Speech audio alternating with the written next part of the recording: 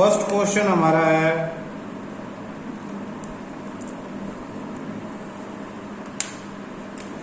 Question first, what are the advantages of using CNG and LPG? What are the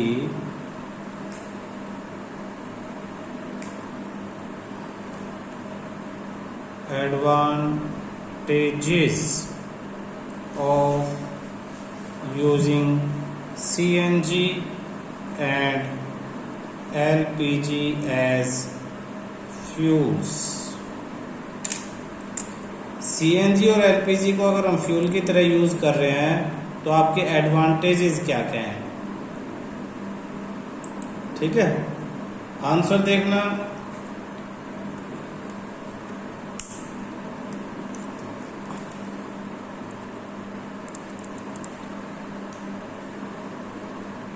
पहले तो advantages of using, आप इनकी full form लिख दो जब भी लिखो। The advantages are, क्या क्या एडवांटेजेस हैं? First, they can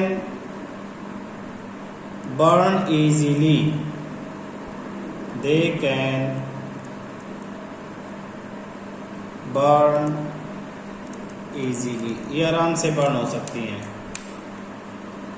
they can burn easily।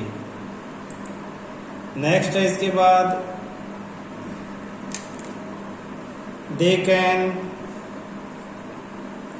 Store easily, आप आराम से इन्हें स्टोर कर सकते हो। थर्ड है, they can transport easily. Fourth, they are clean fuels, they are clean fuels। और fifth, they are economically, means ज़्यादा कॉस्टली नहीं है। they can burn, store, transport clean fuels economically। and sixth, they have sufficient ignition temperature। बाद में सभी point को भी समझाता हूँ, पहले लिख लो। they have sufficient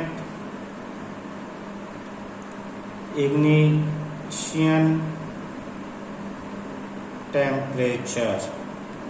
seventh, they have high calorific value, high calorific value.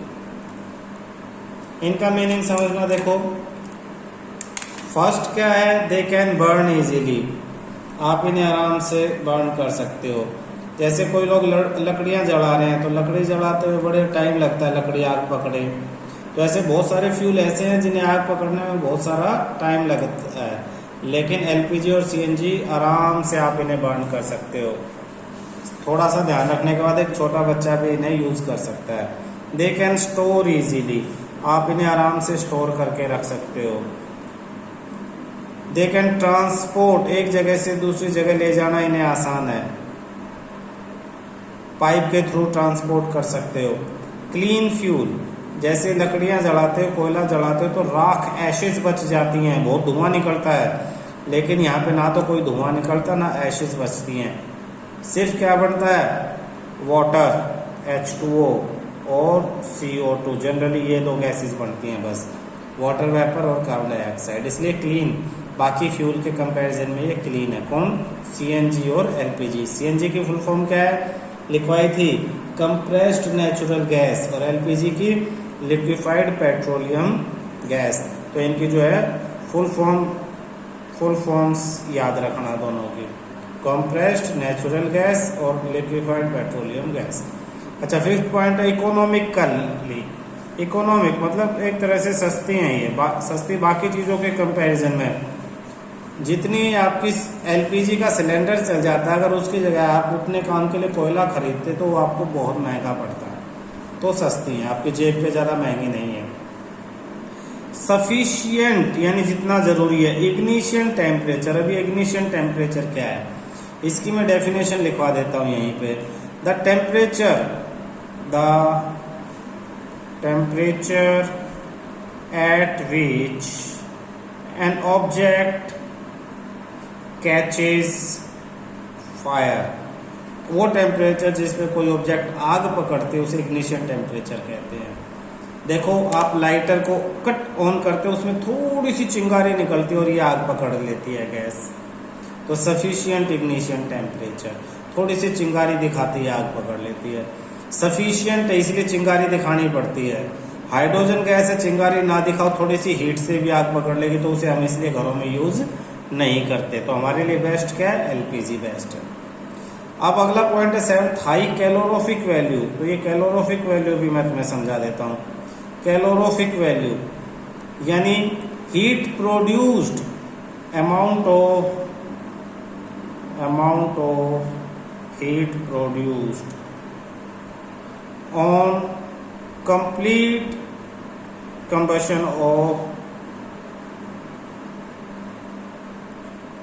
1 kilogram of fuel. 1 kilogram fuel, कितना, 1 किलोग्राम फ्यूल जब कंप्लीटली बर्न हो जाता है, 1 किलोग्राम फ्यूल जब कंप्लीटली बर्न होगा तब जो हीट प्रोड्यूस होगी उसी को कैलोरोफिक वैल्यू कहेंगे। तो इसकी कैलोरोफिक वैल्यू हाई मतलब ज़्यादा है। ज़्यादा का मतलब है कि 1 किलोग्राम कोयला जलाते हैं उसके कंपैरिजन में 1 किलोग्राम गैस ज़्यादा एनर्जी देगी। 1 किलो लकड़ी जलाएंगे उसके कंपैरिजन में 1 किलोग्राम गैस ज़्यादा टाइम तक आपका काम करेगी। ठीक है, तो इसीलिए हमने ये 7 पॉइंट्स इसके मार्क किए हैं। Burn easily, store easily, transport easily, clean fuel, economic है, सफिशिएंट इग्निशन टेम्परेचर है, हाई कैलोरोफिक वैल्यू है। क्लियर है। Question second, name the petroleum product used for surfacing of roads।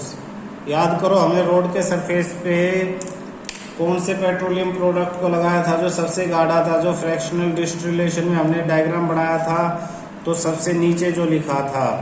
तो इसका आंसर आ जाएगा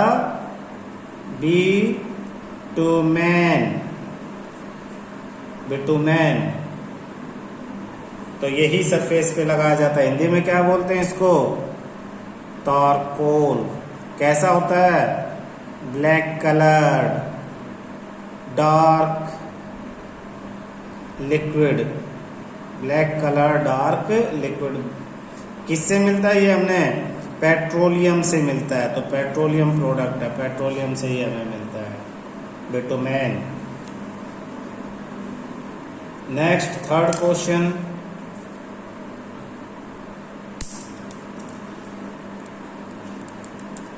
describe how coal is formed। describe how coal is formed from dead vegetation। what is this process called? Describe how coal is formed by dead vegetation. What is this process?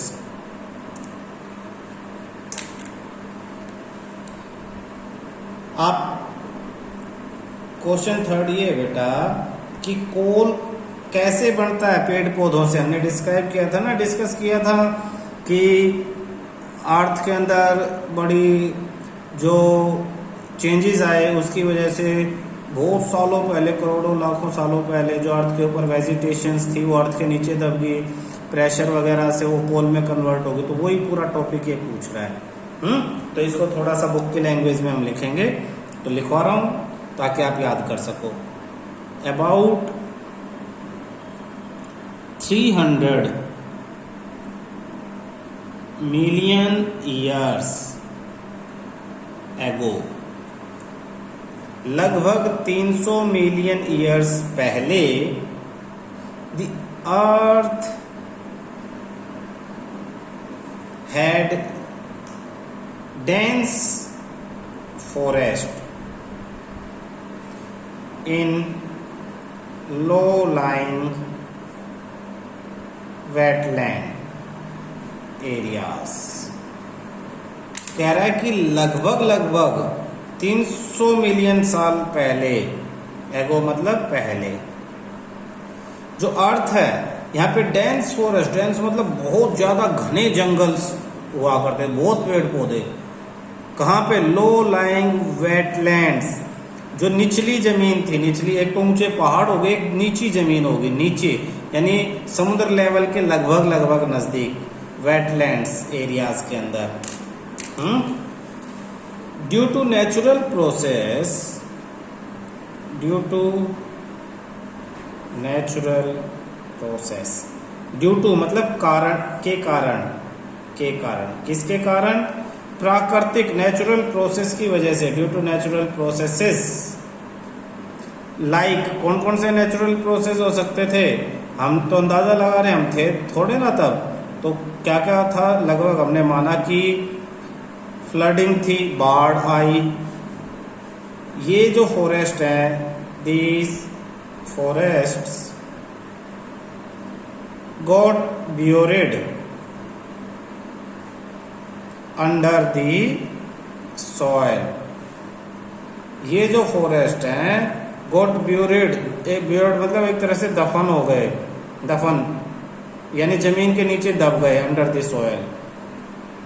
As more soil deposited over them, as more soil deposited on them, जैसे जैसे ज्यादा और ज्यादा मिट्टी इनके ऊपर जमा होने लगी, they were compressed, they were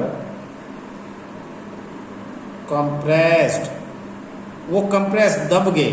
सोचो पहले थोड़ी मिट्टी उनके ऊपर थी, फिर और मिट्टी आई, फिर और मिट्टी आई, तो ज्यादा मिट्टी आने की वजह से नीचे जो पेड़ पौधे दबे हुए थे उनके ऊपर बहुत ज्यादा प्रेशर पड़ा और वो कंप्रेस हो गए, कंप्रेस्ड।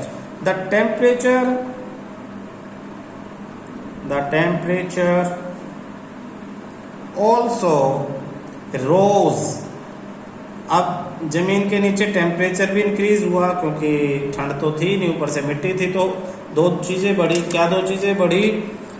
कंप्रेस हुए यानी प्रेशर बढ़ा इनके ऊपर, प्रेशर और टेम्परेचर, प्रेशर और टेम्परेचर, ये दो चीजें इंक्रीज होगी। इन दो चीजों की वजह से क्या हुआ? आपका टेम्परेचर बढ़ने की वजह से और प्रेशर होने की वजह से the temperature also rose as they sank deeper, जैसे जैसे और गहरे होते चले गए उनके ऊपर मिट्टी और आती चली गई, टेम्परेचर और प्रेशर और ज्यादा बढ़ता गया। तो लिखेंगे हम लास्ट में अंडर, ये इंपॉर्टेंट लाइन है, आंसर यही है, under high pressure and high temperature, high pressure और हाई टेम्परेचर के अंडर में हुआ क्या? Dead plants got slowly converted into coal. ये जो डेड प्लांट हैं, डेड प्लांट जो दब गए थे, धीरे धीरे ये कोल में बदलना, कोयले में बदलना शुरू हो गए। As coal contains mainly carbon, as coal contains mainly carbon, the slow process of conversion of dead vegetation into coal is called पूछा ना ऊपर क्वेश्चन में किसे क्या कहा गया, इज कॉल्ड कार्बोनाइजेशन। ऊपर क्वेश्चन में पूछा है कि इस प्रोसेस को क्या कहते हैं, तो इस प्रोसेस को कहते हैं कार्बोनाइजेशन। क्यों? क्योंकि as coal contain mainly carbon, कोयले में मेनली क्या होता है, कार्बन होता है। कोयले में मेनली क्या है, कार्बन है, इसलिए इस प्रोसेस को कार्बोनाइजेशन कहा जाता है। फोर्थ क्वेश्चन में आपके क्या है, fill in the blanks. Question 4, तो फर्स्ट आपका क्या है, fossil fuels are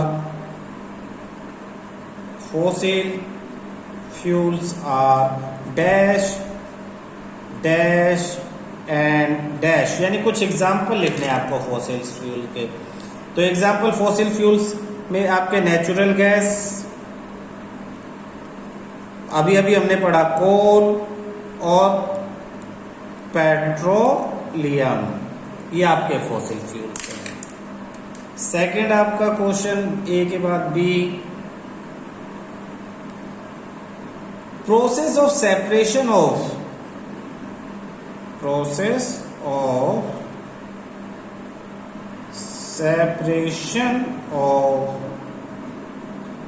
different constituents from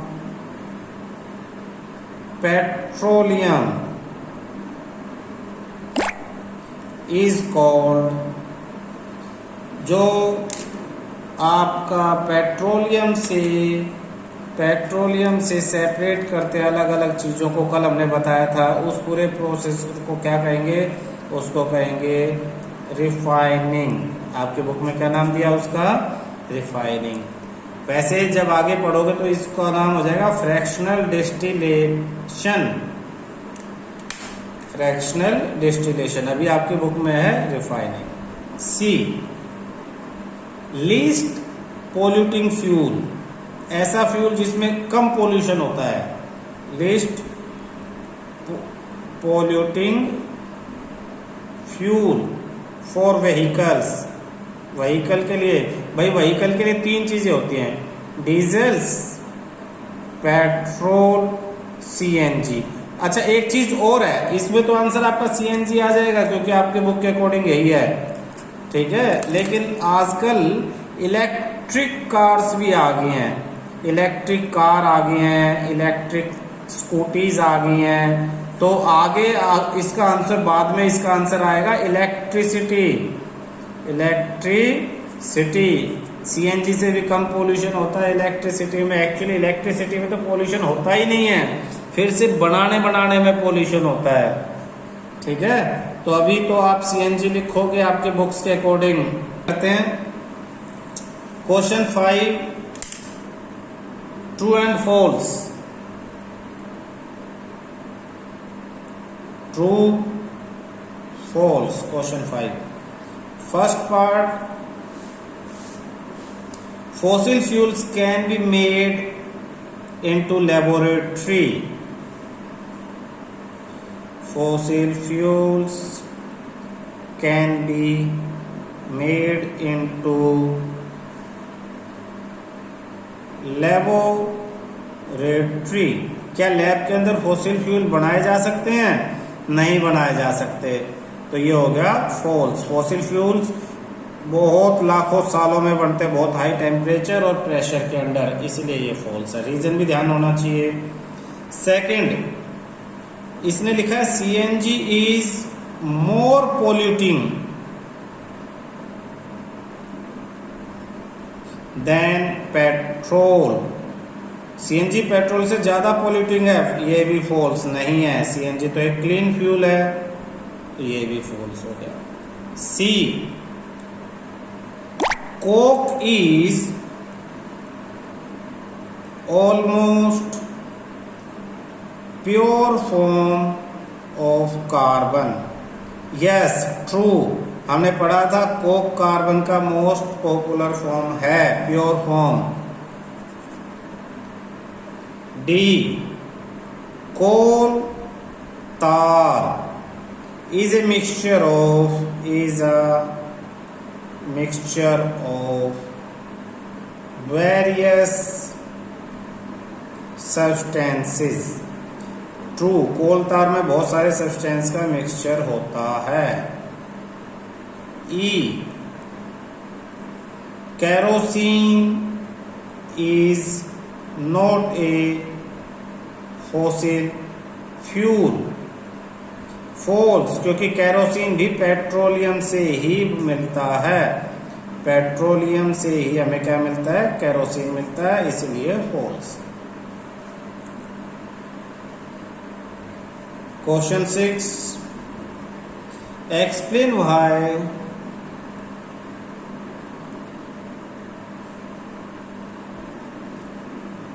fossil fuels are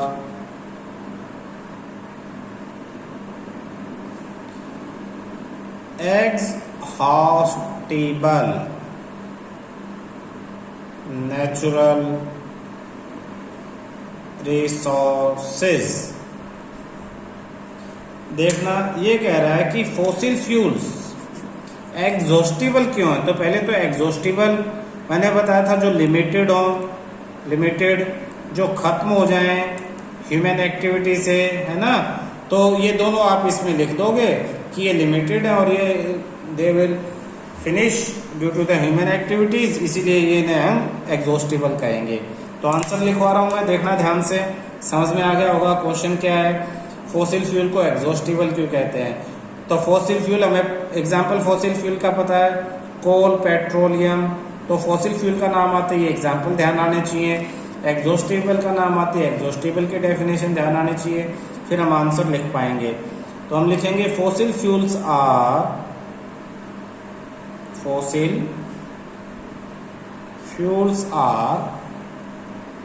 formed over a period of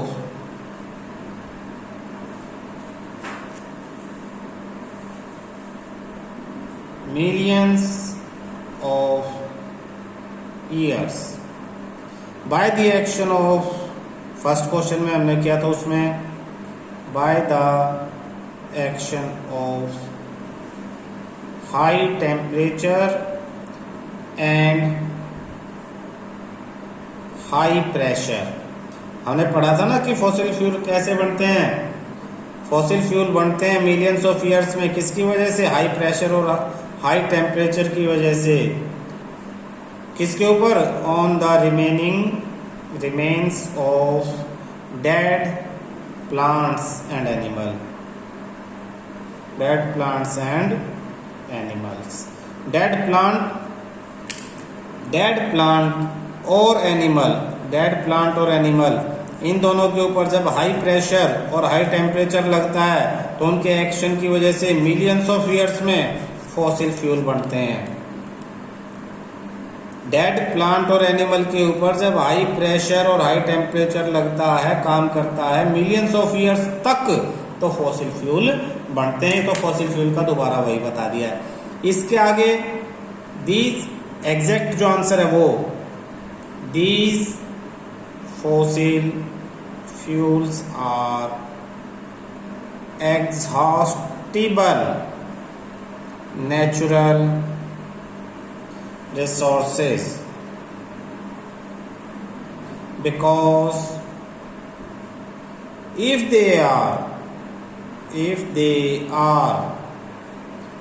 exhausted by human activities, they cannot be recreated. इन्हें दोबारा नहीं बना सकते in a short period of time.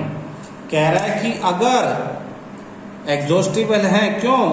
If यानी अगर, दे आर एग्जॉस्टेड, ये खत्म हो जाएं बाय द ह्यूमन एक्टिविटी के कारण, they can not be recreated, हम इन्हें दोबारा